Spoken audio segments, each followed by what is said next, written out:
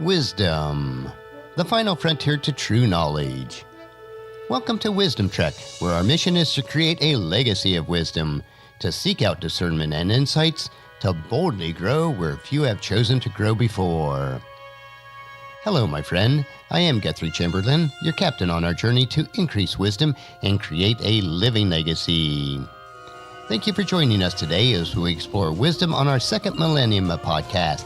This is day 1038 of our trek, and it is time for our Philosophy Friday series. Each Friday, we will ponder some of the basic truths and mysteries of life and how they can impact us in creating our living legacy. As we continue on with this trek called life, sometimes we have questions about life.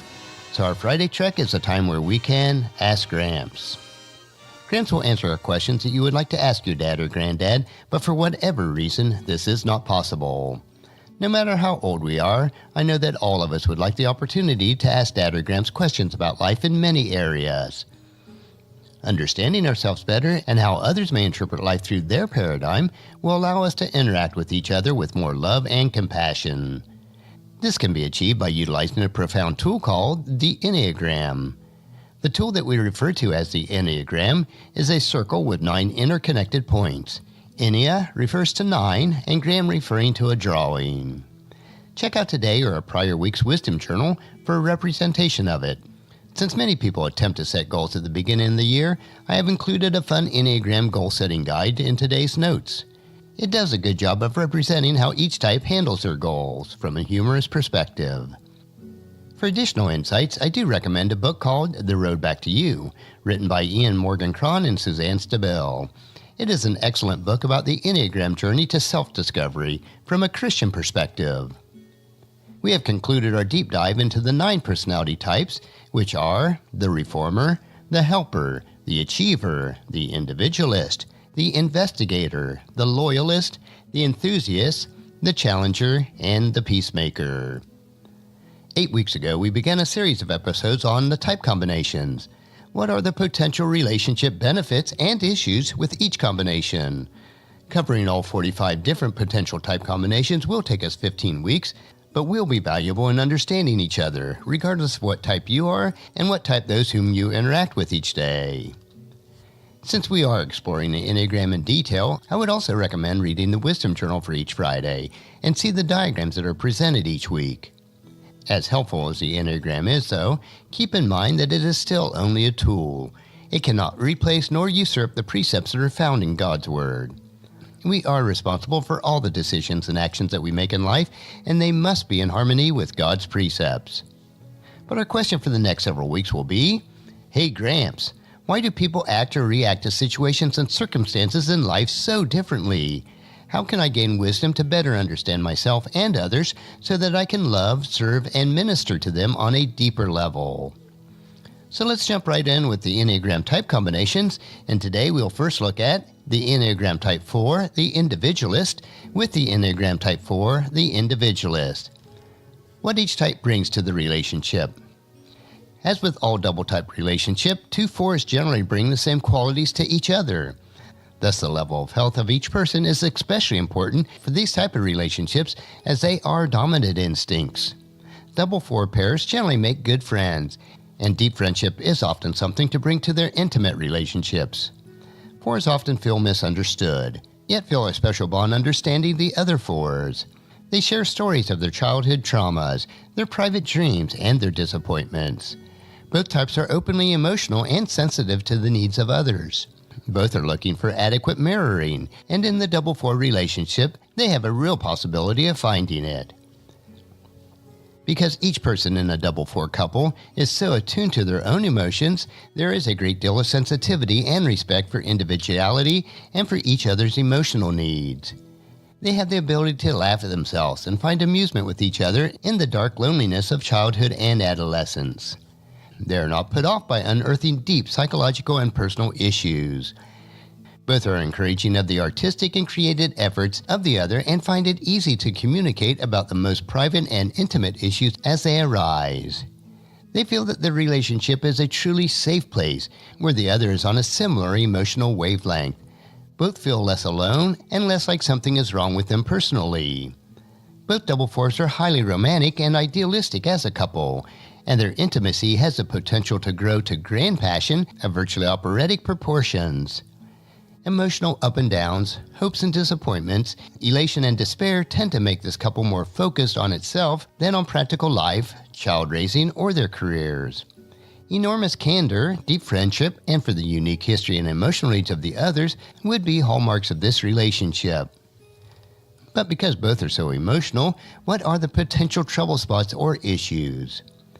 Emotional instability of the relationship itself is the main potential problem with a double four intimate couple. Each person can be self-absorbed and excruciatingly aware of what he or she is getting or not getting in the relationship. Both want to be the focus of attention regarding emotional issues. Both want special handling and insist on having their special needs, and they can resent the other for demanding the same for themselves. Both long for the ideal mate, and the feeling that no one has found it can alternate between depression and other reactions when expectations become disappointments. They can get into a who's damaged more contest and form a negative competition. Both are more or less secretly looking for a rescuer and can get lost in the morass of emotional drama even if they do find one. For all their potential sensitivity, fours also tend to withdraw from others and to withhold their attention and affection when they have conflict with someone. Fours have a profound lack of trust in others, and this lack of trust can extend even to their intimate partner. A period of testing will invariably happen that may be too much for the other four to bear. They can be annoyed with the other's quirks and sensitivities and unacknowledged demands. They can be intolerant of the other, making each walk on eggshells, ironically, making it difficult to bring up certain issues with the other. Double fours can also become moody and incommunicative. They can become passive-aggressive and disdainful, actually hating the very person that they have been so passionately in love with. Rejecting the other or feeling rejected can alternate from both parties. Arguments can spiral out of control, and hurtful things can get said until reconciliation becomes very difficult, if not impossible. Once certain things are said, in the heat of the moment, they can never be taken back.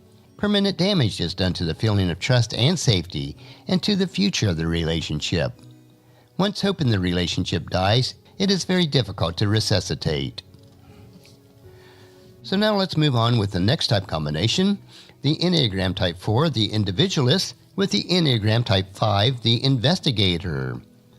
What each type brings to the relationship. Both types can bring certain richness and special qualities of aspects of human development. 4 brings an artistic and emotional temperament, the habit of introspection and sensitivity to feelings in themselves and others. Both types tend to be private and like depth, and they do not mind taking time to explore things deeply and to savor the richness of their own experiences. Enneagram 4s and 5s may well have different interests, but they appreciate the different perspectives and respect the other's intensity and commitment to following their own feelings and interests.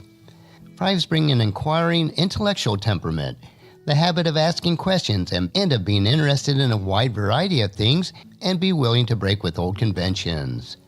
4s contribute an appreciation for aesthetics and the effect that ideas and discoveries have on people. Feelings and unconscious processes are powerful and are not to be taken lightly. Both types can be extremely creative, and both love to share their findings with the other, making stimulating, wide-ranging conversation and open communication a hallmark of the 4-5 relationship.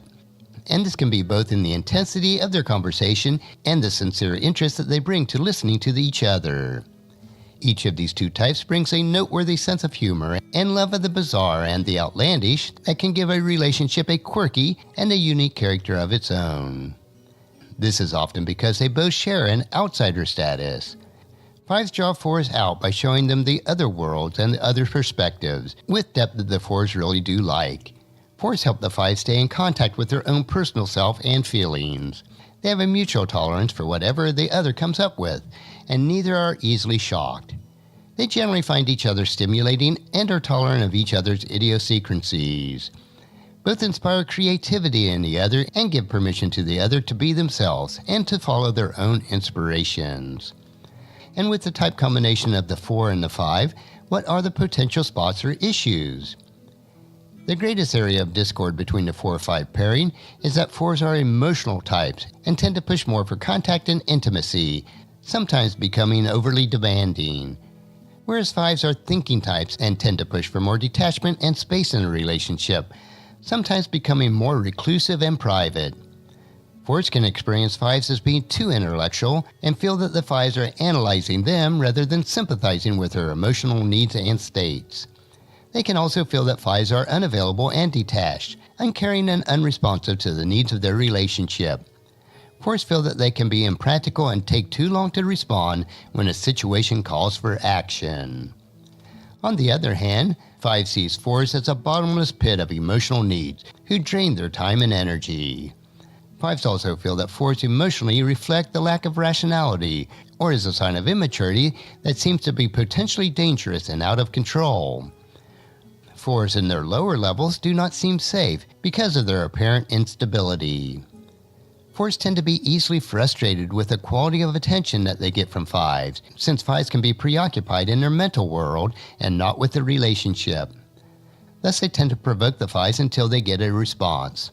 4s need to appreciate the minimalist emotional style of the 5s, while 5s need to appreciate the 4's depth of feelings. Romantic relationships can become very intense quickly and also combust. Usually, the 5 retreats first, feeling overwhelmed by the 4's escalation of needs and demands. Of course, the 5's withdrawal triggers more clinging and neediness in the 4's, more demands and more endless analysis of the relationship itself. Emotional florid reactions, confronting emotional detachment and rational analysis quickly get to an impasse that may spiral into a breakup. And next, let's move on to the next type combination, and this is the Enneagram Type 4, the individualist, with the Enneagram Type 6, the loyalist. What each type brings to the relationship. Both the Enneagram 4s and 6s have many natural affinities for each other, especially since both are highly emotional and often feel insecure around people. Both tend to have strong, immediate feelings and to act on their unconscious hunches or intuitions. 6 often misidentify themselves initially as 4s because of the traits that they actually have in common. These very traits can also be ones that they bring into the relationship, enabling them to have an unusual degree of empathy and tolerance for each other. In short, 4s and 6 can bring to each other the feeling that they are kindred souls, connected by the feelings of abandonment and certain distrust of others. They may feel like orphans in the storm, who offer mutual support and reassurance. Rather than energize each other when they are healthy, 4s and 6s tend to support and stabilize each other, usually acting as a sounding board for worries and complaints that they feel that they cannot air anywhere else. 4s bring sensitivity, sensuality, and the ability to express emotions openly, including the feelings that 6s themselves do not know how to express. 4s talk about their inner lives, again, something that 6s often need to learn. 6s bring hard work, perspective, practicality, loyalty, and concern with security to the relationship. They are also often warm and unpredictably playful, and able to break through whatever gloom and self-absorption 4s periodically fall into. 4s give 6s the sense that they are needed, helping to give the 6s more confidence and the ability to cope with things. 6s like being practical, and they often provide 4s with a platform of some kind to develop their creativity, as well as the time and support that they need to work through their emotional issues. This combination creates steadiness and daring, balancing the ability to fill in the gaps for each other, both in their own development and in practical affairs. But what are some of the potential trouble spots or issues for the Enneagram Type 4 with the Enneagram Type 6? As noted above, both 4s and 6s have issues with feelings of abandonment. Both types in their lower levels tend to be emotionally reactive, critical of others, pessimistic, and can easily feel overwhelmed. While they may not often talk about it, they may test each other in various ways in an attempt to discover how loyal the other will be to them. Both types may also begin to subtly withdraw attention and affection from the other as a way of defending against the hurt of potential abandonment, should it occur. But in this, both types have the tendency to create self-fulfilling prophecy in which their fears and reactions bring about the very thing that they are consciously trying to avoid. Both types can become codependent and their reliance on each other may not result in the development for either. 4s do not automatically become more practical, and 6s do not become more insightful about themselves. Another potential trouble spot for 4s and 6s lies in the area of change and tolerance for change. Generally, 4s are more interested in self-exploration and self-development, and they become more adventurous in their taste and in what they allow themselves to think and to experience.